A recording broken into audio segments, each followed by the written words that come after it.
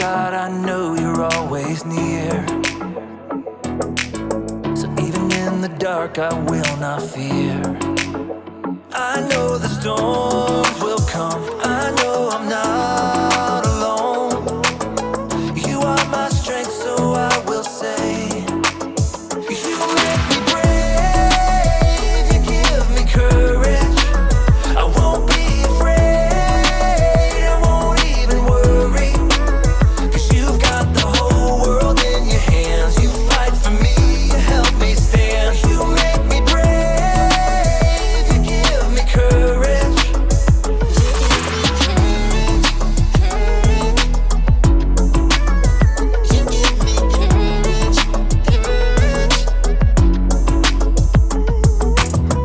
Oh God, you always bring me peace.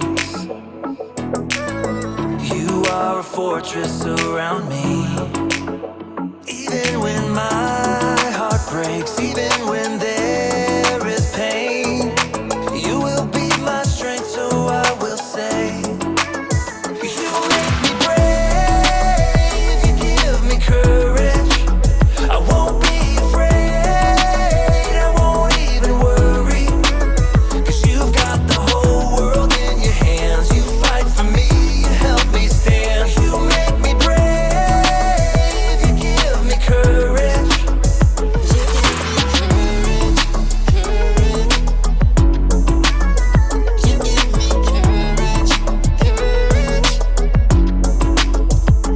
I can do all things through Jesus, my Savior, who gives me strength every day, strength and courage. I can do all things through Jesus, my Savior, who gives me strength every day, strength and courage. You make me brave, you give me courage. I won't be afraid, I won't even worry, 'cause you've got the whole world in your hands. You fight for me, you help me stand. You make me brave, you give me courage. I won't be afraid, I won't even worry, 'cause you've got the whole world in your hands. You fight for me, you help me stand. You make me brave, you give me courage.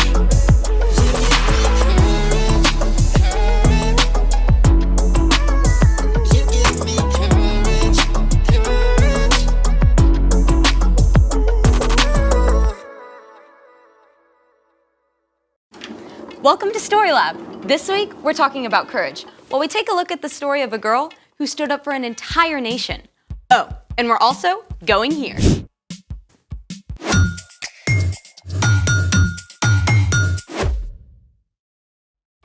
Hey, I'm Skylar. And I'm Sebastian. We're talking about courage.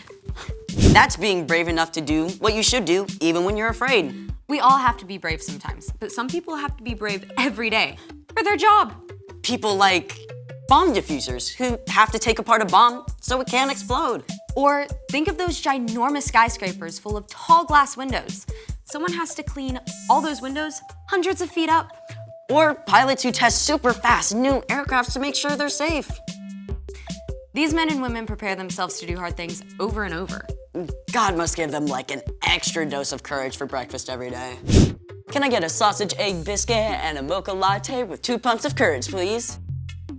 I don't think it works that way. We should ask someone. We're about to. Our guest today has faced some of the scariest situations you can imagine. Brain surgery, algebra 3, calculus. How about a burning building? Wait, we get to talk to a real firefighter? Absolutely. His name is Trey, and he spent 10 years working as a firefighter. And I'm gonna zip it so we can get to the real deal. Hey everyone! Hi Trey, we're so excited to talk with you. Yeah, I'm like trying not to fanboy right now. Same. So, did you always want to be a firefighter? Actually, no. I had just finished school and a family friend had invited me to come check it out. And so I thought, well, while I'm trying to figure out what I'm gonna do with my life, I might as well give it a shot. So this is actually me right here. So, you thought you would just do this for a little while? Yeah, I thought I'd do it until I figured out what I really wanted to do in life, and then I really loved it. I loved that it gave me purpose, and I learned that I could do hard things. What was your job like? Well, basically, you train to respond to a lot of different emergencies. Obviously there were fires, but we responded to medical calls, we responded to cats inside trees, really a lot of different things that we would have to respond to at any given time. Were you scared the first time you got called to a fire? Yeah. Anybody who would tell you they're not is probably lying to you, but we don't do anything in the fire department without learning how to control your emotions first. Wait, so you trained to be brave? Yeah, you could say that. We did lots of physical training to make sure we stayed strong, but we also did lots of drills. Drills on top of drills on top of drills to make sure that we were ready for anything we might face. Okay, so you get a call. What happens? Well, you really only get a little bit of information to start. So what do you do? So you jump on the truck and you start on your way, and you're constantly getting more information as you go. And then when you get on scene, you're constantly getting more information and you're seeing what's happening in front of you. You really have to learn how to be flexible because things are constantly changing. As a matter of fact, a lot of people don't know this. Fire doubles in size every 30 seconds. Wait, say that again? Fire doubles in size every 30 seconds. That's wild. So you're there now. What do you do? Well, you're really just constantly assessing. You're taking in information as it's changing. Remember, you got to stay flexible. So you're looking for hydrants. You're wondering if this is going to be protecting just the structure or if this is going to be a rescue situation where we might have to rush in and go take care of somebody whose life might be in danger. You really do have to stay on your toes constantly. What are some things that help you get ready for all that? Well, one tool is learning how to calm yourself down. Like, you can just do that? Absolutely. I learned how to keep myself calm by controlling my breathing so that you can keep yourself focused and keep your mind clear. Even in a burning building? Especially inside a burning building. What's the scariest situation you faced on the job? Wow, that's a great question. I had lots of scary moments, but I think one that comes to mind is my crew and I arrived on the scene to a smaller house that had a lot of heavy fire and smoke showing from the right side of the house. And so in order to put out a fire, you have to get to the seat of the fire, which is where the fire originated. And when we went inside, we went up the stairs. There was one crew ahead of us, and we had a really hard time getting to the seat of the fire because it continued to be hotter and hotter and hotter. It was one of the hottest fires I've ever been in my life. But one of the things you want to avoid in a fire situation is if you take too long, because remember, fire doubles in size every 30 seconds. If you take too long, everything can ignite in the room at one time, and that's called a flashover. And that's not a situation that you or I or anybody would ever want to be in. So I remember in that moment, the longer it was taking us to get to the seat of the fire, and as it's getting hotter and hotter, I started looking around for an exit. It's one of the things that they teach you is always have a way out. And so because how scared I was, I could turn over the corner and see the light coming through the front windows. There's heavy smoke. It's not like it's in the movies. You really can't see anything in front of your face. You just have to look for light. And I knew if I needed to, if we had a flashover situation, I could dive out the window to safety and always have a way to get out. Wow, Trey, that is incredible.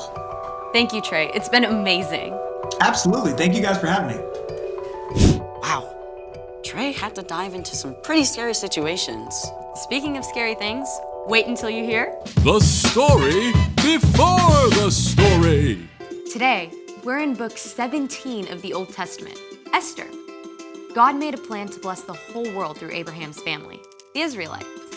But over and over, God's people would run to God and then pull away, back and forth, just like a yo-yo. At last, God allowed the Israelites to be captured by foreign nations so they would understand they can only be happy close to God. Even in captivity, though, some of these men and women still loved and honored God, like a girl named Esther and her cousin Mordecai, which is where our epic story begins. Take it away! Years before, the Jewish people had been captured and taken from Jerusalem to Babylon. But then, Babylon was conquered and became part of the Persian Empire, with Susa as its capital. So, Esther grew up in a land that was not her own, and when her parents died, her cousin Mordecai raised her as his own daughter. Love the Lord your God with all your heart and with all your soul. Love him with all your strength. Love the Lord your God with all your heart. One day, a new king named Xerxes came to power in Persia, and this guy was a character. He threw a crazy wild party and then fired his own queen for refusing to show up. Not the kind of guy you want running your country. Anyhow, when he finally calmed down, he realized he didn't have a queen anymore, so he decided to look for a new one. After a long search through the entire kingdom, Xerxes chose Esther. Cousin Mordecai, what do I do? Don't tell anyone you're from a Jewish family.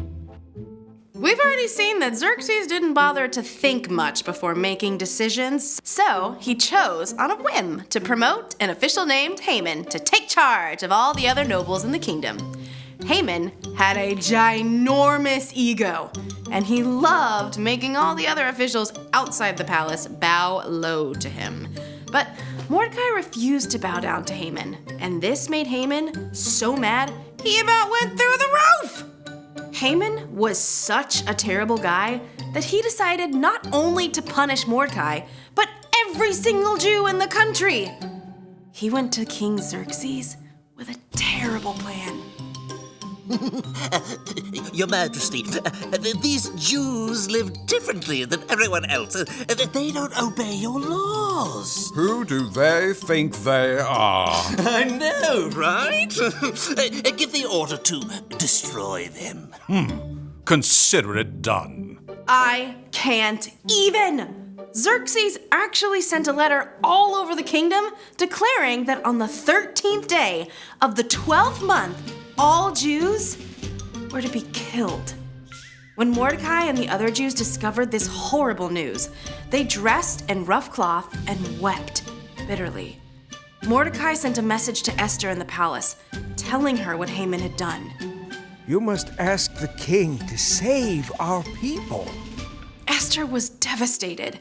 She sent a response to her cousin. Tell him, no one can come before the king unless he sends for them. If I do it, I'll die, unless he reaches out his gold scepter to me. Mordecai sent his answer right back. You may not escape, even though you are queen. Who knows? It's possible. You became queen for a time just like this. Esther knew Mordecai was right. She sent him one more message. Tell Mordecai, gather all the Jews. Don't eat anything for 3 days.